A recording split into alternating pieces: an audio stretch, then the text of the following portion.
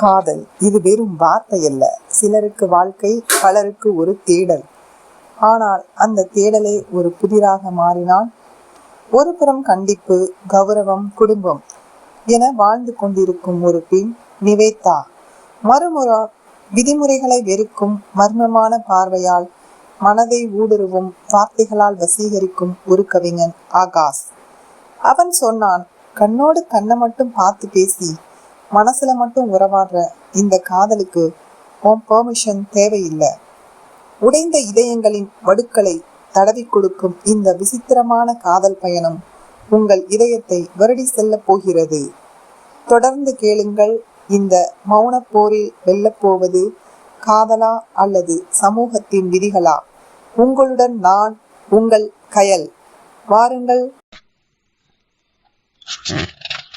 அதிகாலை நேரத்து இளவையில் நிவேதாவின் அறையை மென்மையாக தழுவிக் கொண்டிருந்தது. கண்ணாடியின் முன் நின்று தன் அலுவலக உடைக்கு தயாராகிக் கொண்டிருந்தவளின் முகம் யோசனையில் ஆழ்ந்திருந்தது.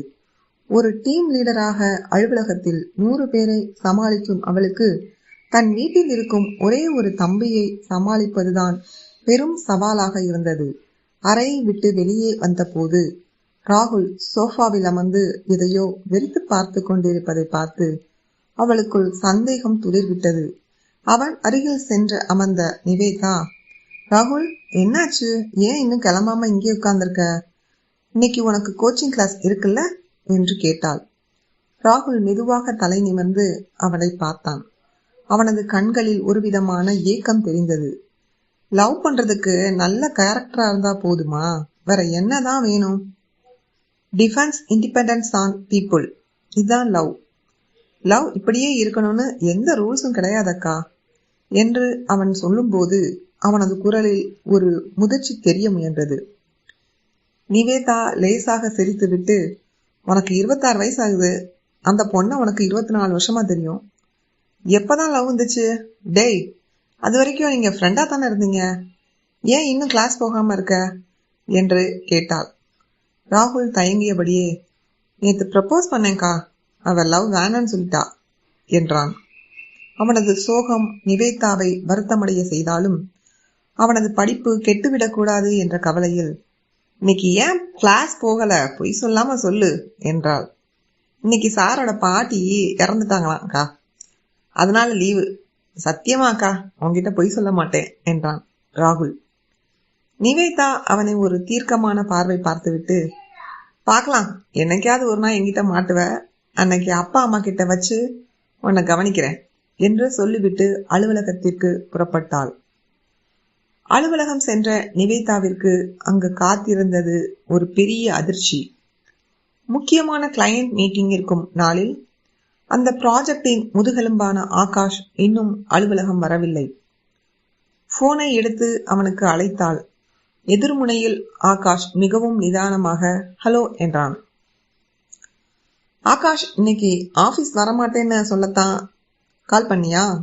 மார்னிங் கிளைண்ட் மீட்டிங் இருக்கு, தெரியும்ல உனக்கு என்று கத்தினாள் நிவேதா. அவன் வழக்கம் போல தன் நிதானம் குறையாம தெரியும் தெரியும் என்றான்.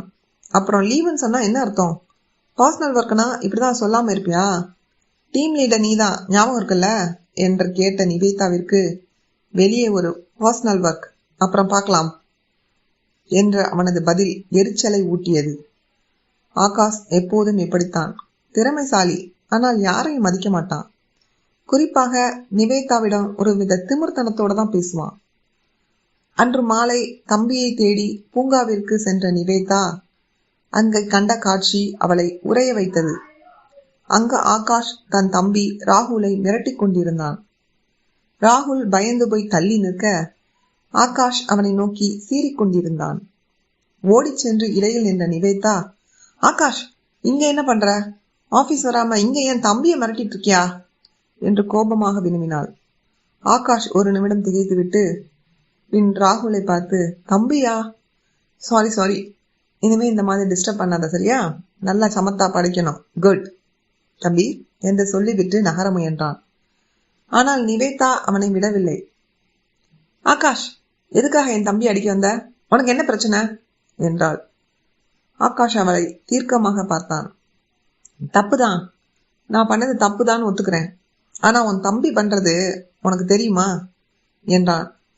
நிவேதாவிற்குள் ஒரு விதமான குழப்பம். ஆகாஷ் அலுவலகத்தில் தன்னை பார்க்கும் விதம், பேசும் முறை எல்லாவற்றிலும் ஒரு மாற்றம் தெரிவதை அவள் உணர்ந்திருந்தாள். அதை இப்போதே கேட்டுவிட முடிவெடுத்தாள். நீ என்னதான் என்கிட்ட அரகண்டா பிஹேவ் பண்ணாலும் ஏதோ என்ன ஸ்பெஷலா ட்ரீட் பண்ற மாதிரி ஃபீல் ஆகுது. ஆபீஸ்ல நிறைய நோட் பண்ணியிருக்கேன். அதனாலதான் கேக்குறேன், நீ என்ன லவ் பண்றியா என்ன என்று படபடவென கேட்டுவிட்டாள். அந்த இடமே ஒரு நிமிடம் நிசப்தமானது. ஆகாஷ் எவ்வித உணர்ச்சியும் காட்டாமல் ஆமா என்றான். நிவேதா அதை எதிர்பார்க்கவில்லை. என்ன சொல்ற நீ? இவ்வளவு பெரிய விஷயத்த இவ்வளவு சாதாரணமா சொல்ற என்றாள். இதுல என்ன இருக்கு? எல்லாரும் பண்றது தானே. உனக்கு ஃபர்ஸ்ட் டைம் பார்த்ததுல இருந்தே எனக்கு உன் மேல லவ் இருக்கு. ஆனா உனக்கு அந்த மாதிரி தாட் இல்லைன்னு தெரியும். அதனாலதான் நான் சொல்லல என்றான் ஆகாஷ். நிவேதாவிற்கு மூச்சே நின்றுவிடும் போல் இருந்தது. அப்போ இப்ப மட்டும் எதுக்கு சொன்ன என்று கேட்டாள். நான் சொன்னேன், நீ கேட்ட, நான் சொன்னேன். இன்கேஸ் நான் உன்னை கேட்கலன்னா சொல்லியிருக்க மாட்டேன் என்றான் அவன். அவனது ஒவ்வொரு வார்த்தையிலும் ஒரு தத்துவம் ஒளிந்திருப்பதாக அவளுக்கு தோன்றியது. அவன் அவளை நெருங்கி வந்து அவளது கண்களை உற்று பார்த்து சொன்னான். நிவேதா, கண்ணோட கண் பார்த்து கைய பிடிச்சு கட்டி அணைச்சு மூச்சரைக்க முத்தம் கொடுத்து வேர்வை வெளியேற புணர்ந்து வாழ்ற காமமாயிருந்தா உன்னோட பெர்மிஷன் எனக்கு தேவைப்படலாம். ஆனா கண்ணோட கண்ணை மட்டும் பார்த்து பேசி மனசுல மட்டும் உறவாடுற இந்த காதலுக்கு உன் பெர்மிஷன் தேவையில்லை. அதை உன்கிட்ட சொல்லணுங்கிற அவசியமும் இல்லை. அந்த வார்த்தைகள் நிவேதாவிற்கின் இதயத்திற்குள் ஈட்டி போல பாய்ந்தன. அப்ப சாருக்கு என் மேல இருக்கிறது காதல் மட்டும்தான், காமம் இல்லையா? இதெல்லாம் நம்புற மாதிரியா இருக்கு? ஏதோ பிக்கப் லைன் மாதிரி இருக்கு என்று தன்னை சமாளித்துக் கொண்டு கேட்டாள். ஆகாஷ் லேசாக புன்னகைத்து விட்டு, என் கண்ணை பாரு, என்ன தெரியுது என்றான். அவள் அவனது ஆழமான கண்களை பார்த்தாள். அங்கே தெரிந்தது காதலா அல்லது காமமா என்று அவளால் கணிக்க முடியவில்லை. தெரியல, எனக்கு எதுவுமே தெரியல என்றாள். So simple. அதனாலதான் நான் எதையுமே சொல்லல. எல்லாத்தையும் சொல்லிட்டு எதுவுமே சொல்லலன்னு சொல்ற என்று சொல்லிவிட்டு அவன் தன் பைக்கை நோக்கி நடந்தான். நிவேதா அங்கேயே சிலையாக நின்று கொண்டிருந்தாள். அவனது திமிர்த்தனமான பேச்சிற்கு பின்னால் இவ்வளவு ஆழமான ஒரு காதல் இருக்கும் என்று அவள் கனவிலும் நினைக்கவில்லை. அவன் போவதற்கு முன் திரும்பி பார்த்து சொன்னான், நான் என்னைக்கு உன் மேல இருக்கிற காதலோட கனம் அதிகமாகி என் தூக்கம் கெடுதோ அன்னைக்கு உன்கிட்ட வந்து லவ் சொல்றேன். அன்னைக்கு நீ பதில் சொன்னா போதும். அவன் சென்ற பிறகும் அவனது அந்த பார்வை அவளை துரத்தி கொண்டே இருந்தது. இது வெறும் தொடக்கம்தான் என்பது அவளுக்கு தெரியவில்லை. ஒரு விசித்திரமான காதலின் முதல் அத்தியாயம் அன்று அந்த பூங்காவில் ரத்தமும் சதையுமாக தொடங்கி இருந்தது. அத்தியாயம் 2. மனதின் மர்ம கவிதைகள். பூங்காவில் ஆகாஷ் சொல்லிவிட்டு சென்ற அந்த வார்த்தைகள் நிவேதாவின் காதுகளில் ஒரு ரீங்காரத்தை போல ஒலித்துக் கொண்டே இருந்தது. அவன் ஒரு மர்மமான மனிதன் என்று அவளுக்கு தெரியும். ஆனால் அவனது இதயத்திற்குள் இத்தனை ஆழமான ஒரு காதல் நதி ஓடிக்கொண்டிருக்கும் என்று அவள் கனவிலும் நினைக்கவில்லை. அன்று இரவு அவளுக்கு தூக்கம் வரவில்லை. கட்டிலில் புரண்டு புரண்டு படுத்து கொண்டிருந்தாள். ஆகாஷ் அவளது கண்களை பார்த்து சொன்ன அந்த தத்துவார்த்தமான காதல் அவளை ஏதோ செய்தது. மறுநாள் காலை அலுவலகத்திற்கு செல்ல தயாரான போது அவளது முகம் கண்ணாடியில் சோர்வாக தெரிந்தது. அலுவலகம் சென்றதும் ஆகாஷ் தனது இருக்கையில் அமர்ந்து மும்மரமாக வேலை பார்த்து கொண்டிருந்தான். நேற்று பூங்காவில் அவ்வளவு பெரிய விஷயத்தை பேசிவிட்டு இன்று எதுவுமே நடக்காதது போல அவன் இயல்பாக இருப்பது நிவேதாவிற்கு ஆச்சரியமாகவும் ஒரு பக்கம் எரிச்சலாகவும் இருந்தது. அவள் அவனை கடந்து செல்லும் போது ஆகாஷ் நிமிர்ந்து கூட பார்க்கவில்லை. நிவேதா தன் அறைக்குள் சென்று அமர்ந்தாள். ஆனால் அவளது கவனம் முழுவதும் வெளியே இருந்த ஆகாஷின் மீதே இருந்தது. சிறிது நேரத்தில் அவளது தோழி வினிதா உள்ளே வந்தாள். என்ன நிவேதா, ஒரு மாதிரி இருக்க? நேத்து என்னாச்சு? அந்த ஆகாஷ் கூட ஏதோ பேசினியே என்று வினிதா கேட்டாள். நிவேதா பெருமூச்சு விட்டுவிட்டு, அவன் ஒரு விசித்திரமான ஆள் வினிதா. என்னை பார்த்தா பிடிக்காத மாதிரி நடந்துப்பான். ஆனா நேத்து என்ன சொல்றான் தெரியுமா? அவன் என்ன லவ் பண்றானா. அதுவும் எப்படிப்பட்ட லவ் தெரியுமா? கண்ணோட கண்ணை மட்டும் பார்த்து பேசி மனசுல மட்டும் உறவாடுற இந்த காதலுக்கு உன் பெர்மிஷன் தேவையில்லை அப்படின்னு டயலாக் பேசுறான் என்றார். வினிதா ஆச்சரியத்துடன், வாட், ஆகாஷ் அப்படி சொன்னானா? ஆனா அவன் பார்க்க அப்படி தெரியலையே என்றாள். நிவேதா இடைமறித்து, அதான் எனக்கும் புரியல. அவன்கிட்ட கேட்டா நானா சொன்னேன்? நீ கேட்டா நான் சொன்னேன். இன்கேஸ் நான் உன்னை கேட்கலைன்னா சொல்லியிருக்கவே மாட்டேன் அப்படின்னு சொல்றான். இது என்ன லாஜிக்னே தெரியல வினிதா என்றாள். மதிய உணவு இடைவேளையில் நிவேதா கேன்டீனுக்கு சென்றாள். அங்கே ஆகாஷ் தனது நண்பர்களுடன் அமர்ந்து டீ குடித்து கொண்டிருந்தான். நிவேதா வேண்டுமென்றே அவன் அருகில் சென்றாள். ஆகாஷ், ஒரு நிமிஷம் பேசணும் என்றாள் நிவேதா. ஆகாஷ் அமைதியாக அவளை பார்த்தான். நேத்து நீ பேசுனதுக்கு என்ன அர்த்தம்? நீ என்ன லவ் பண்றேன்னு சொல்ற, ஆனா என்கிட்ட சொல்ல மாட்டேன்னு சொல்ற. இது என்ன விசித்திரமான பழக்கம் என்று கேட்டாள்.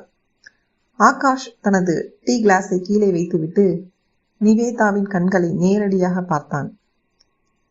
நிவேதா, நான் ஏற்கனவே சொல்லிட்டேன், எனக்கு உன் மேல ஈர்ப்பு இருக்கிறது வெறும் ஈர்ப்பு இல்லை, அது ஒரு உணர்வு. என்னை முதல் முறை பார்த்ததிலிருந்து உன்னை லவ் பண்றேன். ஆனா உனக்கு என் மேல அந்த மாதிரி தாட் இல்லைன்னு எனக்கு தெரியும். அதனாலதான் நான் சொல்லல என்று அதே நிதானத்துடன் சொன்னான். நிவேதா கோபமாக, அப்போ சாருக்கு என் மேல இருக்கிறது காதல் மட்டும்தான், காமம் இல்லை, அப்படித்தானே? இதெல்லாம் நம்புற மாதிரியா இருக்கு என்று நேற்று கேட்ட அதே கேள்வியை திரும்ப கேட்டாள். ஆகாஷ் லேசாக புன்னகைத்தான். அந்த புன்னகையில் ஒரு வலி தெரிந்தது. உனக்கு புரியல நிவேதா, காமம் என்பது உடல் சார்ந்தது, ஆனா காதல் என்பது ஆன்மா சார்ந்தது. நான் உன்னை ஆத்மார்த்தமா நேசிக்கிறேன், அதுக்கு உன் உடல் தேவையில்லை என்றான். அவன் பேசி முடித்ததும் அங்கே நிவேதாவின் தம்பி ராகுல் ஓடி வந்தான். அவனது முகம் பதற்றமாக இருந்தது. அக்கா அக்கா என்று மூச்சிறைக்க தேடினான். ராகுல், என்னாச்சு? ஏன் இப்படி ஓடி வர என்று நிவேதா பதற்றமானாள். ராகுல் ஆகாஷை பார்த்துவிட்டு பின்வாங்கினான். ஆகாஷ் அவனை பார்த்து, என்ன தம்பி, மறுபடியும் ஏதாவது பிரச்சனையா? நல்லா சமத்தா படிக்கணும்னு சொன்னேன்ல என்றான். ராகுல் மெதுவாக, இல்லக்கா, அது மீராவோட அண்ணன் என்று இழுத்தாள். நிவேதாவிற்கு இப்போதுதான் புரிந்தது, ஆகாஷின் தங்கைதான் மீரா. தன் தம்பி காதலிக்கும் பெண்ணின் அண்ணன் ஆகாஷ் என்பது அவளுக்கு ஒரு பெரிய அதிர்ச்சியாக இருந்தது. ஆகாஷ் ராகுலை பார்த்து ஒரு தீர்க்கமான பார்வை பார்த்தான். டே ராகுல், என் தங்கச்சி உன்னை பிடிக்கலன்னு சொல்லிட்டால, அதுக்கப்புறமா அவ பின்னாடி போறது தப்பு. லவ் வேணான்னு சொன்னா அதோட விட்டுட்டு வேலையை பார்க்கணும் என்று கராராக சொன்னான். நிவேதா குறுக்கிட்டு, ஆகாஷ், அவன் சின்ன பையன், ஏதோ தெரியாம பண்ணிட்டான், அதுக்காக நீ அவனை இப்படி மிரட்டக்கூடாது என்றாள். ஆகாஷ் சிரித்து கொண்டே, நான் அவனை மிரட்டல நிவேதா, அவனுக்கு வாழ்க்கையை சொல்லி கொடுக்குறேன். லவ் பண்றது தப்பு இல்லை, ஆனா ஒரு பொண்ணு வேணான்னு சொன்னா அதை மதிக்க தெரியணும், அதான் ஆம்பளைக்கு அழகு என்றான். அவன் சொன்னதில் இருந்த நியாயம் நிவேதாவை மௌனமாக்கியது. ஆகாஷ் அங்கிருந்து கிளம்பி சென்றான். ராகுல் தனது அக்காவை பார்த்து, அக்கா, இவன் ரொம்ப டேஞ்சரான ஆளுக்கா, இவன் பேசுறதே புரிய மாட்டேங்குது என்றான். நிவேதா ராகுலை வீட்டிற்கு அனுப்பிவிட்டு மீண்டும் அலுவலக இருக்கைக்கு வந்தாள். அவளது மனம் ஆகாஷை பற்றியே சிந்தித்துக் கொண்டிருந்தது. அவன் ஒரு பக்கம் திமிராக தெரிந்தாலும் அவனது பேச்சில் ஒரு நேர்மை இருந்தது. அவன் சொன்ன அந்த ஒரு வரி அவளை மிகவும் பாதித்தது. என்னைக்காவது ஒரு நாள் என் காதலோட கனம் அதிகமாகி என் தூக்கம் கெடுதோ அன்னைக்கு உங்ககிட்ட ப்ரப்போஸ் பண்றேன் என்று கூறினது. அன்று மாலை அலுவலகம் முடியும் நேரம். மழை பெய்ய தொடங்கியிருந்தது. நிவேதா தனது குடையை எடுக்க மறந்திருந்தாள். அலுவலக வாசலில் நின்றபோது ஆகாஷ் தனது பைக்கில் கிளம்ப தயாராக இருந்தான். அவன் நிவேதாவை பார்த்தான். ஆனால் அவளை தனது பைக்கில் ஏறிக்கொள்ள சொல்லவில்லை. மாறாக தனது ரெயின்கோட்டை எடுத்து போட்டுக்கொண்டு கிளம்பினான். நிவேதா மனத்திற்குள், என்ன மனுஷன், லவ் பண்றேன்னு சொல்றான், ஆனா மலையில நிக்கிற என்ன கூப்பிட கூட மாட்டேங்கிறான் என்று நினைத்து கொண்டாள். சரியாக அந்த தருணத்தில் ஆகாஷ் பைக்கை நிறுத்திவிட்டு இறங்கி வந்தான். நிவேதா அவன் தன்னை அழைக்கத்தான் போகிறான் என்று நினைத்தாள். ஆனால் ஆகாஷ் அவள் அருகில் வந்து தனது கையில் இருந்த ஒரு காகித உரையை அவளிடம் கொடுத்தான். இதுல அடுத்த வாரம் நடக்க போற மீட்டிங்கோட ஃபைல்ஸ் இருக்கு, இதை படிச்சு பார்த்துட்டு ரெடியாரு என்று சொல்லிவிட்டு அவளது கண்களை ஒரு வினாடி உற்று பார்த்து விட்டு சென்றான். நிவேதா அந்த மலையில் அடைந்து கொண்டே நின்றாள். அவனது அந்த பார்வையில் 1000 அர்த்தங்கள் இருப்பது போல அவளுக்கு தோன்றியது. அவன் சொன்னது போல கண்ணோட கண்ணை மட்டும் பார்த்து பேசி மனசுல மட்டும் உறவாடுற இந்த காதல் அவளுக்கு இப்போது மெல்ல புரிய தொடங்கியது. இரவு வீட்டிற்கு சென்ற நிவேதா ராகுலிடம் மீராவை பற்றி விசாரித்தாள். ராகுல், அந்த மீரா அவங்கிட்ட என்ன சொன்னா என்று கேட்டான். ராகுல் சோகமாக, அக்கா, அவ என்னை பார்த்தாலே ஓடிட்டுறாக்கா. ஆனா அவங்க அண்ணன் ஆகாஷ் இருக்கானே, அவன் வந்தாலே பயமா இருக்கு. அவன் நேற்று பூங்காவில பேசுனது இன்னும் காதல கேட்டுட்டே இருக்கு என்றான். நிவேதா அவனிடம், ராகுல், ஆகாஷ் கெட்டவன் இல்ல, அவன் கொஞ்சம் வித்தியாசமானவன். நீ மீராவை துரத்துறத நிறுத்து, அவளா உன்கிட்ட வந்து வர வரைக்கும் வெயிட் பண்ணு என்று அறிவுரை கூறினாள். அன்றிரவு நிவேதா அந்த அலுவலக கோப்புகளை புரட்டினாள். அதற்குள் ஒரு துண்டு சீட்டு இருந்தது. அதில் ஆகாஷின் கைப்பட எழுதியிருந்தது. நேற்று நைட்டு ஒழுங்கா தூங்குனியா? அன்னைக்கு நைட்டு தான் நான் நிம்மதியா தூங்கினேன், பீஸ்ஃபுல்லா தூங்கினேன். நிவேதாவின் இதயம் வேகமாக துடித்தது. அவன் தன்னை சோதிக்கிறானா அல்லது தன் மனதை மெல்ல மெல்ல கலைக்கிறானா? அவனது இந்த மர்மமான ஆட்டம் நிவேதாவை ஒரு புதிய உலகிற்கு அழைத்து சென்றது. காதல் என்பது வெறும் வார்த்தைகளில் இல்லை, அது மௌனத்திலும் பார்வைகளிலும் சில நேரங்களில் அலட்சியத்திலும் கூட ஒளிந்திருக்கும் என்பதை நிவேதா அந்த 2ஆம் முடிவில் உணரத் தொடங்கினாள். ஆகாஷ் என்பவன் வெறும் சக ஊழியன் அல்ல, அவன் தனது வாழ்வின் திசையை மாற்றப் போகும் ஒரு மாமனிதன். அத்தியாயம் 3. பார்வையின் மொழியில் ஒரு போர். அலுவலகத்தின் காலை பொழுது பரபரப்பாக தொடங்கியது. நிவேதா தனது அறைக்குள் நுழையும் போதே அவளது கண்கள் இயல்பாகவே ஆகாஷின் இருக்கையை தேடின. அவன் அங்கே இல்லை. வழக்கம் போல அவன் இன்று தாமதமாக வருவானோ அல்லது ஏதேனும் பர்சனல் ஒர்க் என்று லீவ் போட்டு விடுவானோ என்ற பயம் அவளுக்குள் இருந்தது. நிவேதா, இன்னைக்கு அந்த கிளையண்ட் பிரசன்டேஷன் இருக்கு, ஆகாஷ் கிட்ட இருந்து இன்னும் எந்த மெயின் பிபிடியும் வரலையே என்று அவளது மேனேஜர் சொல்லும்போது நிவேதா தன் கையில் இருந்த அந்த கோப்பை நீட்டினாள். சார், இது நேற்று நைட்டு என்கிட்ட கொடுத்துட்டான் ஆகாஷ், நான் செக் பண்ணிட்டேன், எல்லாமே பர்ஃபெக்டா இருக்கு என்றாள். மேனேஜர் ஆச்சரியத்துடன், வாட், ஆகாஷ் நேத்தை கொடுத்துட்டானா? வழக்கமா கடைசி நிமிஷம் வரைக்கும் இழுப்பானே என்று சொல்லிவிட்டு சென்றார். நிவேதாவிற்கு இப்போதுதான் புரிந்தது ஆகாஷ் எவ்வளவு திட்டமிட்டு வேலை செய்கிறான் என்று. அவன் திமிராக நடந்து கொண்டாலும் தன் வேலையில் ஒருபோதும் பிழை வைப்பதில்லை. சரியாக 10 மணிக்கு ஆகாஷ் அலுவலகத்திற்குள் நுழைந்தான். அன்று அவன் ஒரு நீல நிற சட்டை அணிந்திருந்தான். அதை பார்த்ததும் நிவேதாவிற்கு ராகுல் சொன்ன ஒரு விஷயம் ஞாபகத்திற்கு வந்தது. எங்க அண்ணனுக்கு இந்த சட்டை போட்டா ஒரு தனி வைப் கிடைக்குமாமக்கா என்று மீரா ஒருமுறை சொன்னதாக ராகுல் சொல்லியிருந்தான். ஆகாஷ் நேராக நிவேதாவின் அறைக்குள் வந்தான். அவளது மேஜையில் முன் அமர்ந்தான்.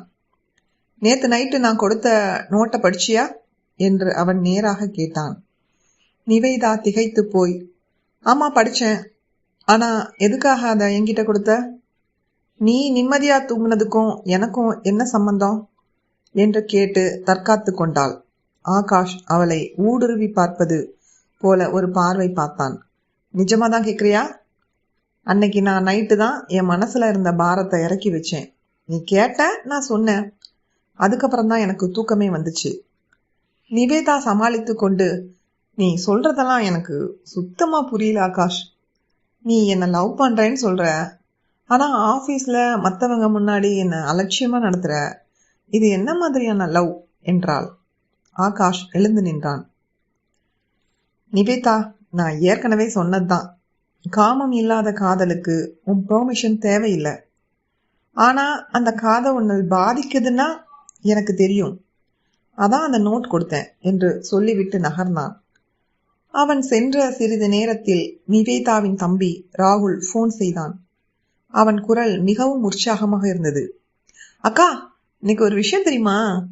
அந்த ஆகாஷ், அவன் தங்க மீரா இன்னைக்கு டியூஷன் வந்திருக்காக்கா. ஆனா அவனோட அண்ணன் அவளை துரத்திட்டு வந்த என் மேல கோபப்படவே இல்லையா, அதுக்கு பதிலா அவன் சிரிச்சிட்டு போறான். எனக்கு ஒரே டவுட்டா இருக்குக்கா என்றான். நிவேதாவிற்குள் ஒரு மின்னல் வெட்டியது. ஆகாஷ் ஏன் தான் தம்பி மீராவை துரத்துவதை கண்டு கோபப்படாமல் இருக்கான்? ஒருவேளை அவன் நிவேதாவிற்காகத்தான் இந்த மாற்றத்தை செய்திருக்கிறானா? அன்று மாலை அலுவலகம் முடிந்ததும் நிவேதா ஆகாஷை பின்தொடர்ந்தாள். அவன் ஒரு டீ கடையில் அமர்ந்து தனியாக டீ குடித்துக் கொண்டிருந்தான். நிவேதா அவன் அருகில் சென்று நின்றாள். ஒரு நிமிஷம் பேசணும் ஆகாஷ் என்றாள். ஆகாஷ் அந்த டீ கிளாஸை பிடித்தபடியே, என்ன டீ வேணுமா? இஞ்சி டீயா? சுகர் நல்லா தூக்கலா போட்டு வர சொல்லவா? ஏன்னா நீ அதானே கேட்ப, அதானே அவனுக்கு பிடிக்கும் என்று அவளுக்கு பிடித்தமானதை கேட்டான். நிவேதா அதிர்ந்து போனாள். உனக்கு எப்படி தெரியும் எனக்கு இப்படிதான் டீ பிடிக்கும்னு? ஆகாஷ் லேசாக சிரித்தான். உன்னை பத்தி எனக்கு தெரியாததுன்னு எதுவுமே இல்லை நிவேதா. நீ கோபமா இருக்கும்போது உன்னோட இடதுபுறம் லேசா துடிக்கும். நீ யோசிக்கும் போது பேனாவோட மூடிய கடிச்சுக்கிட்டே இருப்ப. இதையெல்லாம் கவனிக்கிறதுக்கு உன் பெர்மிஷன் எனக்கு தேவையில்லையே.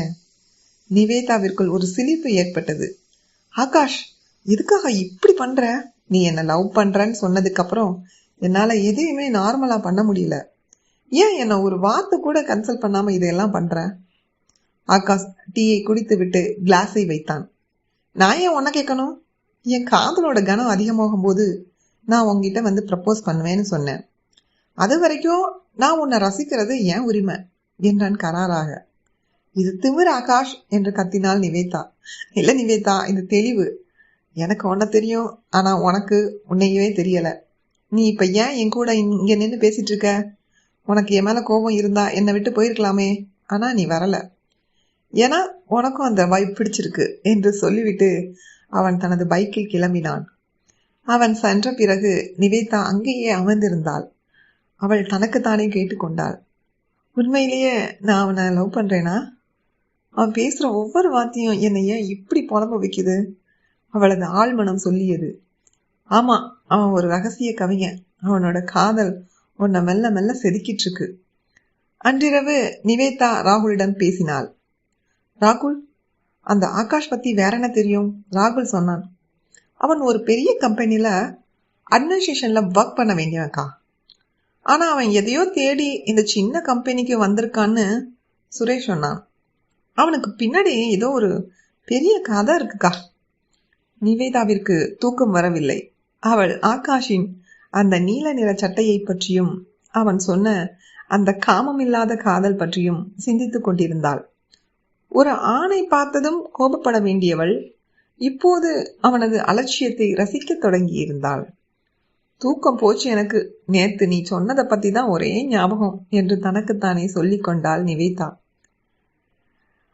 முடிவில் நிவேதா தனது ஈகோவை தூக்கி எறிந்துவிட்டு ஆகாஷின் மர்மமான உலகிற்குள் ஒரு அடி எடுத்து வைக்க தயாரானாள். ஆனால் அவளுக்கு தெரியாது, ஆகாஷின் கடந்த காலமும் அவன் காதலை மறுக்கும் காரணமும் மிக கொடுமையானது என்று. காதல் என்பது வெறும் முத்தங்களிலும் கட்டிப்பிடித்தலிலும் இல்லை. அது ஒருவருக்கொருவர் புரியாத புதிராக இருந்து கொண்டே விடை காண்பதில் இருக்கிறது என்பதை உணர்த்தியது. அடுத்த அத்தியாயத்தில் அத்தியாயம் 4, நிசப்தத்தின் ஓசை. நிவேதா இன்று அலுவலகத்திற்கு சீக்கிரமே வந்துவிட்டாள். எப்போதும் அலுவலக கோப்புகளை கட்டிப்பிடித்து கொண்டு அலைபவள் இன்று ஏனோ ஜன்னல் ஓரம் நின்று வெளியே பெய்யும் மெல்லிய சாரலை பார்த்து கொண்டிருந்தாள். அவளது மனம் முழுக்க ஆகாஷ் நேற்று சொன்ன அந்த வார்த்தைகள் தான் ஓடிக்கொண்டிருந்தன. ஒருவன் இவ்வளவு தைரியமாக உன் அனுமதி இல்லாம உன்னை காதலிப்பேன் என்று சொல்ல முடியுமா? அதுவும் காமம் இல்லாத காதல் என்று அவன் சொன்னது அவளுக்குள் ஒரு புதுவிதமான மரியாதையை அவன் மேல் உண்டாக்கி இருந்தது. அப்போது அவளது மேஜை மீது இருந்த போன் அதிர்ந்தது. ராகுல் தான் கூப்பிட்டிருந்தான். அக்கா, அந்த பையன் இருக்கான்ல ஆகாஷ், இன்னைக்கு டியூஷன் பக்கத்துல நிக்கிறான்க்கா. ஆனா என்கிட்ட எதுவுமே பேசல. அவன் தங்க மீரா கிட்ட ஏதோ பேசிட்டு அப்படியே கிளம்பிட்டான். ஆனா அவன் பார்க்கும்போது எனக்கு ஏதோ தப்பு நடக்கிற மாதிரி தோணுதுக்கா என்றாள் ராகுல் பதற்றத்துடன். நிவேதா தம்பியை சமாதானப்படுத்தினாள். ராகுல், அவன் எதுவும் பண்ண மாட்டான், நீ நிம்மதியா படி, நான் ஆபீஸ்ல அவனை பாத்துக்கிறேன். சரியாக 10 மணிக்கு ஆகாஷ் உள்ளே வந்தான். அவனது சட்டை இன்று நனைந்திருந்தது. மழையில் நனைந்து கொண்டே வந்திருக்கிறான் என்பது அவனது கலைந்த தலைமுடியும் சட்டையில் ஒட்டியிருந்த மழை துளிகளும் சொல்லின. அவன் நேராக தன் இருக்கைக்கு சென்று அமர்ந்து வேலையை பார்க்க தொடங்கினான். நிவேதா தன் அரை கண்ணாடியின் வழியாக அவனை பார்த்து கொண்டிருந்தாள். அவனுக்கு ஒரு டீயாவது வாங்கி கொடுக்கலாம்னு தோணுச்சு. நேற்று அவன் அவளுக்கு பிடிச்ச இஞ்சி டீயை பற்றி கேட்டது அவளுக்கு நினைவிருந்தது. மெதுவாக அவனது இருக்கை அருகே சென்றாள். ஆகாஷ், மலையில நனைஞ்சிட்டு வந்திருக்கீங்க போல, ஒரு டீ குடிக்கலாமா என்று நிவேதா தயக்கத்துடன் கேட்டாள். ஆகாஷ் நிமிர்ந்து அவளை பார்த்தான். அவனது கண்களில் ஒரு விதமான களைப்பு தெரிந்தது. டீயா? இஞ்சி டீயா? சுகர் நல்லா தூக்கலா போட்டு வர சொல்லவா? ஏன்னா அதானே நீ கேட்ப என்று மீண்டும் அதே கேள்வியை கேட்டான். நிவேதா சிரித்து விட்டாள். இல்ல, இன்னைக்கு நான் உனக்கு டீ வாங்கி தரேன், வா போலாம். இருவரும் அலுவலகத்தின் கீழே இருந்த அந்த சிறிய டீ கடைக்கு சென்றனர். மழை இன்னும் ஓய்ந்திருக்கவில்லை. அந்த ஈரமான சூழலில் தேயிலையின் வாசம் மனதிற்கு இதமாக இருந்தது. ஆகாஷ், எனக்கு ஒண்ணு மட்டும் சொல்லு. நீ என்ன லவ் பண்றேன்னு சொல்ற, ஆனா என்கிட்ட பேசும்போது மட்டும் ஏன் இவ்வளோ அரகண்டா பிஹேவ் பண்ற? மத்தவங்க முன்னாடி என்ன அலட்சியமா நடத்துற. இது என்ன மாதிரி லவ் என்று நிவேதா நேராக கேட்டாள். ஆகாஷ் டீயை ஒரு மிடறு குடித்து விட்டு சொன்னான். நிவேதா, நான் லவ் பண்றேன்னு சொன்னேன், ஆனா உன்னை சுத்தி சுத்தி வருவேன்னு சொல்லலையே. உனக்கு என் மேல அந்த மாதிரி தாட் இல்லைன்னு எனக்கு தெரியும். அதனாலதான் நானே முன்னாடி சொல்லல. ஆனா இப்ப சொல்லிட்டேல்ல, அப்புறம் ஏன் இன்னும் பழைய மாதிரியே இருக்க? ஆகாஷ் அவளை ஊடுருவி பார்த்தான். நானா சொன்னேன்? நீ தான் லவ் பண்றியான்னு கேட்ட, அதான் நான் சொன்னேன். இன்கேஸ் நான் உன்னை கேட்கலைன்னா சொல்லியிருக்க மாட்டேன். அவனது இந்த பதில் நிவேதாவிற்கு பழகி போயிருந்தது. அவன் எப்போதுமே பந்தை அவள் பக்கமே திருப்பி விடுவதில் கில்லாடி. அப்போது நிவேதாவின் போனில் ஒரு மெசேஜ் வந்தது. அவளது அம்மா அனுப்பியிருந்தது. நிவேதா, இன்னைக்கு சீக்கிரம் வீட்டுக்கு வா, உன்னை பார்க்க ஒரு வரன் வந்திருக்காங்க.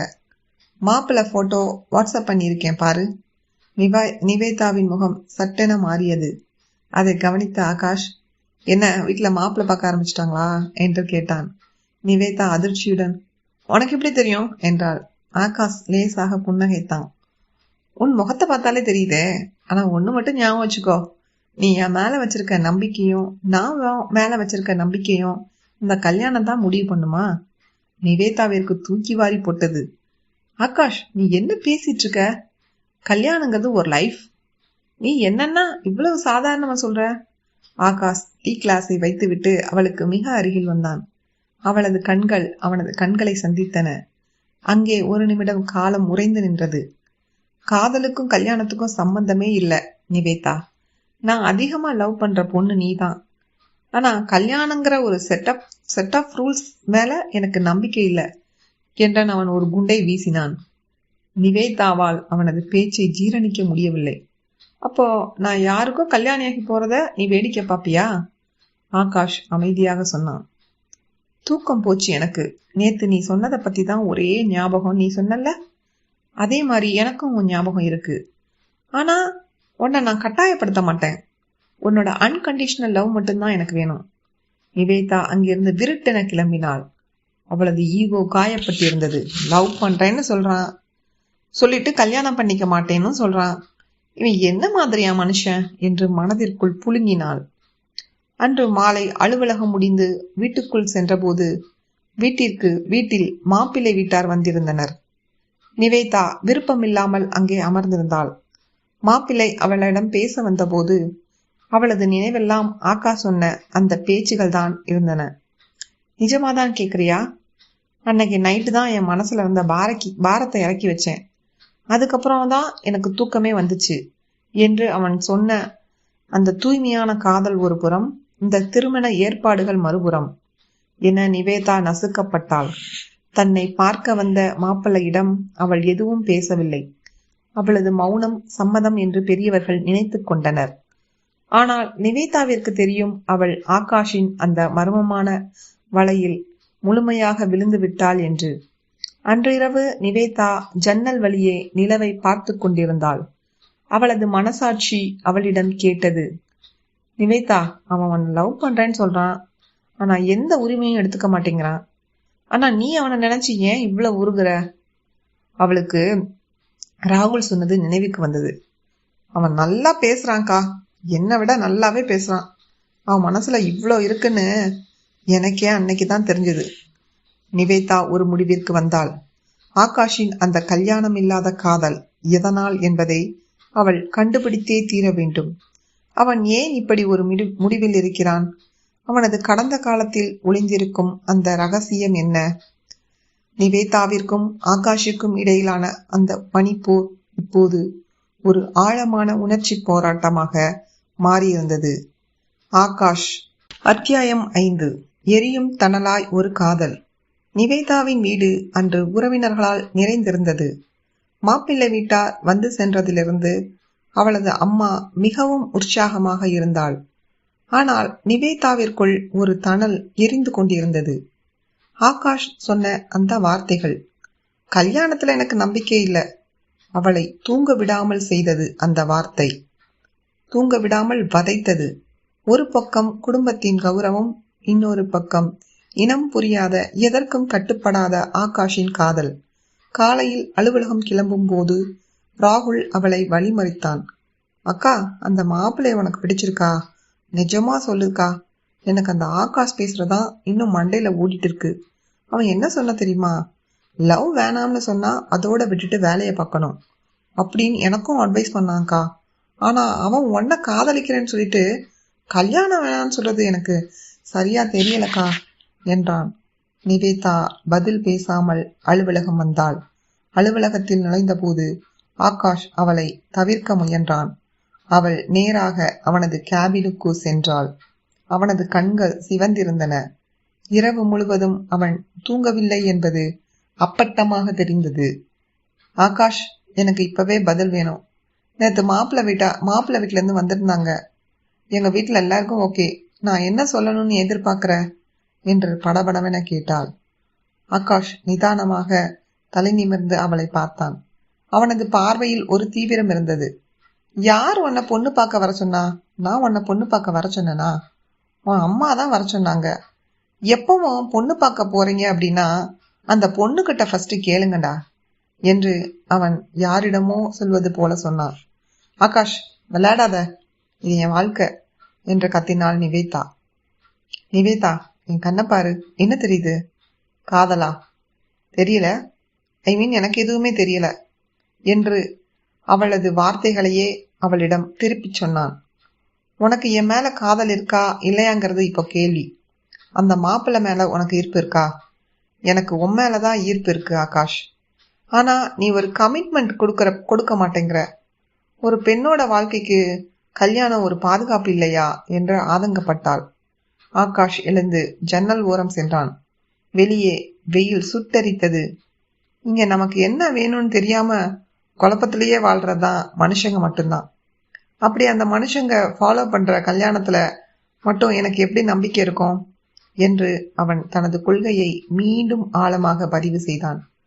அன்று மதியம் நிவேதாவை பார்க்க வந்த அதே மாப்பிள்ளை எதிர்பாராத விதமாக அலுவலகத்திற்கு வந்தான். அவனது பெயர் விக்ரம். அவன் ஒரு வசதியான குடும்பத்தை சேர்ந்தவன். நிவேதாவிற்கு ஒரு பூங்கொத்தை கொடுத்துவிட்டு, நிவேதா, நம்ம லஞ்ச் போகலாமா என்று கேட்டான். நிவேதா தயங்கியபடியே ஆகாஷின் இருக்கையை பார்த்தாள். ஆகாஷ் இதை பார்த்ததும் பார்க்காதது போல தனது வேலையில் மும்முரமாக இருந்தான். நிவேதாவிற்கு ஆத்திரம் வந்தது. இவனுக்கு என் மேல அக்கறை இருக்கா இல்லையா என்று நினைத்து கொண்டு விக்ரமுடன் கீழே சென்றாள். அலுவலகத்தின் கீழே இருந்த உணவகத்தில் அவர்கள் அமர்ந்திருந்த போது தற்செயலாக ஆகாஷும் அவனது நண்பன் விக்கியும் அங்கு வந்தனர். அவர்கள் அடுத்த மேஜையில் அமர்ந்தனர். நிவேதா வேண்டுமென்றே விக்ரமுடன் நெருக்கமாக பேசுவது போல நடித்தாள். விக்ரம் கேட்டான், நிவேதா, உங்களுக்கு எப்படிப்பட்ட லைஃப் வேணும்? எனக்கு ஒரு அழகான, அன்பான, அடக்கமான வைஃப் வேணும். நிவேதா சிரித்துக்கொண்டே, நிச்சயமா விக்ரம், எனக்கு பிடிச்சவங்களுக்கு நான் அப்படித்தான் இருப்பேன் என்றாள். அப்போது பக்கத்து மேஜையில் இருந்த ஆகாஷ் சத்தமாக சிரித்தான். விக்கி அவனிடம், ஏண்டா சிரிக்கிற என்று கேட்க, ஆகாஷ் சொன்னான், அழகா, அன்பா, அடக்கமா, ட்ரிபிள் குவாலிஃபிகேஷனோட எதிர்பார்க்கறீங்க போல. இது ஃபெமினிசம் இல்ல, ஹியூமனிசம் என்று விக்ரமை கேலி செய்வது போல பேசினான். விக்ரம் கோபமடைந்து ஆகாஷ் அருகே சென்றான். மிஸ்டர், நீங்க யாரு? நாங்க பேசுறதுல ஏன் குறுக்கிடுறீங்க? ஆகாஷ் எழுந்து நின்றான். விக்ரமை விட அவன் உயரமாக இருந்தான். அவனது ஆளுமை விக்ரமை ஒரு நிமிடம் மிரட்டியது. நான் இங்க வந்தது இந்த பொண்ணுக்கு இந்த கல்யாணத்துல இஷ்டம் இல்லைன்னு சொல்றதுக்காகத்தான். அதுக்கப்புறம் உங்க இஷ்டம் என்று நிவேதாவை பார்த்து சொன்னான். விக்ரம் நிவேதாவை பார்த்து, நிவேதா, என்ன சொல்றான் இவன் என்று கேட்டான். நிவேதா சங்கடத்தில் நெளிந்தாள். ஆகாஷ், ப்ளீஸ் ஏதாச்சும் பதில் சொல்லு. உள்ள சொன்னதுக்கெல்லாம் என்ன அர்த்தம் என்று ரகசியமாக கேட்டாள். ஆகாஷ் அனைவர் முன்னிலையிலும் உரத்த குரலில் சொன்னான். நான் உன்னை லவ் பண்றேன்னு சொன்னேன், ஆனா கல்யாணத்துல நம்பிக்கை இல்லைன்னு சொல்றேன். எனக்கு சுத்தமா நீ சொல்றது ஒண்ணுமே புரியலன்னு நீ சொல்ற. ஆனா காதலுக்கும் கல்யாணத்துக்கும் சம்பந்தமே இல்லை நிவேதா. உணவகத்தில் இருந்த அனைவரும் அவர்களை ஆச்சரியமாக பார்த்தனர். விக்ரம் அவமானத்தில் பூங்குத்தை மேஜை மீது வைத்துவிட்டு அங்கிருந்து வெளியேறினான். நிவேதா ஆகாஷை பார்த்து அழுது விட்டாள். ஆகாஷ், எதுக்கு எல்லார் முன்னாடி என் மானத்தை வாங்கிட்ட? இப்ப சந்தோஷமா? ஆகாஷ் அவளது கையை பிடிக்க வந்தான். பின் ஏனோ தயங்கி பின்வாங்கினான். நிவேதா அழுது கொண்டே அலுவலகத்திற்கு திரும்பினாள். அன்று மாலை அவளது அம்மா அவளை கடுமையாக திட்டினாள். யார் அந்த பையன்? எதுக்காக விக்ரம் முன்னாடி அப்படி பேசினான்? உன் தம்பி ராகுல் வேற அவன் தங்கச்சி பின்னாடி சுத்துறான்னு அந்த பையன் வந்து மிரட்டுறான். என்ன நடக்குது இந்த வீட்டுல என்று கத்தினாள். நிவேதா தன் அறைக்குள் சென்று கதவை பூட்டிக் கொண்டாள். அவளது போன் ஒலித்தது. ஆகாஷிடமிருந்து ஒரு மெசேஜ். வாழ்க்கை பூரா உன்னை மிஸ் பண்ணிட்டே இருப்பேன். ஆனா உன் அன்கண்டிஷனல் லவ் வேணும்னா நீ எல்லாத்தையும் உடைச்சிட்டு என்கிட்ட வரணும். நிவேதாவிற்கு இப்போதுதான் புரிந்தது. ஆகாஷ் அவளை ஒரு பெரிய சோதனைக்கு உள்ளாக்குகிறான். சமூகத்தின் விதிகளையும் குடும்பத்தின் எதிர்பார்ப்புகளையும் மீறி அவனது அந்த விசித்திரமான காதலுக்காக அவள் வருவாளா? அன்றிரவு ராகுல் அவளது அறைக்கு வந்தான். மௌனத்தின் சாட்சி. அன்று அலுவலகம் முடிந்து நிவேதா பேருந்து நிறுத்தத்தை நோக்கி நடந்து கொண்டிருந்தாள். ராகுல் அவனை அழைத்து செல்ல வராததால் மெதுவாக சாலையோரம் நடந்து சென்றவளின் மனமெங்கும் ஆகாஷின் அந்த விசித்திரமான பேச்சுக்களே நிறைந்திருந்தன. திடீரென்று பின்னால் ஒரு பைக்கின் சத்தம் கேட்டது. கண்ணிமைக்கும் நேரத்தில் பைக்கில் வந்த இருவர் நிவேதாவின் கழுத்தில் இருந்த அந்த நீல நிற துப்பட்டாவை பலமாக பிடித்து இழுத்தனர். அதிர்ச்சியில் நிலைகுலைந்த நித்ரா, நிவேதா தடுமாறி கீழே வினா போனவள் எப்படியோ தன்னை சமாளித்து கொண்டாள். ஆனால் அந்த பொறுக்கிகள் அவளது துப்பட்டாவை பறித்து கொண்டு சிரித்தபடியே பைக்கை வேகம் எடுத்தனர். ஆள் நடமாட்டம் குறைந்த அந்த சாலையில் நிவேதா என்ன செய்வதென்று தெரியாமல் திகைத்து நின்றாள். ஒரு பெண்ணுக்கு தன் ஆடை சிதைக்கப்படுவதை விட பெரிய அவமானம் வேறென்ன இருக்க முடியும்? கண்கள் கலங்க கைகளால் தன்னை மறைத்து கொள்ள முயன்றபடி அவள் சாலையோரம் ஒதுங்கி நின்றாள். சரியாக அந்த தருணத்தில் ஆகாஷின் பைக் அங்கே வந்து நின்றது. நிவேதாவின் நிலையை கண்டதும் அவனது கண்கள் சிவந்தன. நிவேதா, என்னாச்சு என்று கூட அவன் கேட்கவில்லை. தூரத்தில் சென்ற அந்த பைக்கை நோக்கி தன் வாகனத்தை திருப்பினான். மின்னல் வேகத்தில் அவர்களை துரத்தினான். நிவேதா அங்கே பயத்தில் உறைந்து போயிருந்தாள். சுமார் 10 நிமிடங்கள் கழித்து ஆகாஷ் திரும்பி வந்தான். அவனது சட்டை கிழிந்திருந்தது. நெற்றியில் ஒரு சிறிய இரத்த காயம். கையில் அந்த நீல நிற துப்பட்டாவை சுருட்டி பிடித்திருந்தான். அவளிடம் வந்து அந்த துப்பட்டாவை நீட்டினான். நிவேதா அதை வாங்கி கொள்ளும் போது அவனது காயத்தை பார்த்து பதறினாள். ஆகாஷ், என்ன இது? சட்டையெல்லாம் கிழிஞ்சிருக்கு, ரத்தம் வருது. அந்த துப்பட்டாவுக்காகவா இவ்வளவு ரிஸ்க் எடுத்த என்று அழுது கொண்டே கேட்டாள். அப்போது ஆகாஷ் சொன்ன வார்த்தைகள் நிவேதாவை நிலைகுலைய செய்தது. அவன் மிகவும் சாதாரணமாகத்தான் சொன்னான். அந்த துப்பட்டால தான் உன் மாமனம் இல்லைன்னு எனக்கே தெரியும். உனக்கே தெரியும். சோ ஃப்ரீயா விடு. நிவேதா அதிர்ச்சியுடன் அவனை பார்த்தாள். எந்த ஒரு ஆணும் இப்படிப்பட்ட நேரத்தில் உன் மானத்தை நான் தான் காப்பாத்தினேன் என்றுதான் பெருமை பேசுவான். ஆனா இவன் மானம் என்பது ஒரு துண்டு துணியில் இல்லை, அது உன் மனதில் இருக்கிறது என்று இவ்வளவு ஆழமாக சொல்கிறான். அப்போ நீ எனக்காக அந்த ரவுடி கூட சண்டை போட்டது வெறும் துணிக்காக இல்லையா என்று கேட்டாள் நிவேதா. ஆகாஷ் அவளது கண்களை உற்று பார்த்தான். மோஸ்ட்லி பசங்க பண்ற தப்பே தனக்கு பிடிச்ச பொண்ணோட ஸ்கின் எக்ஸ்போஸ் ஆகக்கூடாதுதான் ரொம்பவே கான்சியஸா இருப்பாங்க. பட் அந்த பொண்ணோட மைண்ட் செட்டை பத்தி கொஞ்சம் கூட யோசிக்க மாட்டாங்க. நான் யோசிச்சது உன் பயத்தை பத்தி மட்டும்தான் என்றான். அன்று மாலை அலுவலக நண்பன் விக்கி அங்கிருந்தான். அவன் ஆகாஷை பார்த்து கிண்டலாக சிரித்தான். ஆகாஷ் விக்கியை பார்த்து முறைத்துவிட்டு நிவேதாவிடம் சொன்னான், சட்டை கிழிஞ்சிருதான் கூட தச்சிடலாம், ஆனா மனசு கிழிஞ்சா தைக்க முடியாது. அதான் துரத்திட்டு போய் வாங்கிட்டு வந்தேன். இப்போ ஆபீஸ் போலாமா? நிவேதா அந்த துப்பட்டாவை இறுக்க பற்றி கொண்டாள். அவளுக்கு இப்போது புரிந்தது. ஆகாஷ் என்பவன் வெறும் கவிஞன் அல்ல, அவன் ஒரு பெண்ணின் ஆன்மாவை புரிந்து கொண்ட உண்மையான மனிதன். அவனது அந்த அலட்சியமான பேச்சிற்கு பின்னால் எவ்வளவு பெரிய பாதுகாப்பு உணர்வு இருக்கிறது என்பதை அவள் உணர்ந்தாள். அன்றிரவு ராகுலிடம் பேசும்போது நிவேதா சொன்னாள், ஆகாஷ் அவன் பேசின எல்லாத்துக்கும் நாம கோவப்பட்டு இருக்கணும், ஆனா நான் கோவமே படலையே, ஏன்? ராகுல் சிரித்து கொண்டே சொன்னான், அதான் லவ். அவன் மானத்தை அந்த துப்பாட்டால தேடல, உன் கண்ணுல தேடுறான்.